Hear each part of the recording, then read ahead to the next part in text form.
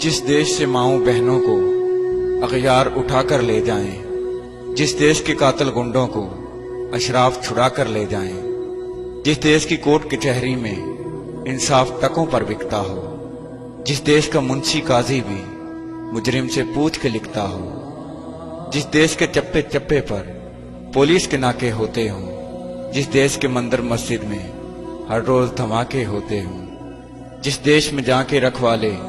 खुद जाने ले मासूमों की, जिस देश का हाकिम जालिम हो सिसकी न सुने मजबूरों की, जिस देश की गलियों कूचों में हर सिमत फहाशी फैली हो, जिस देश में बिनते हवा की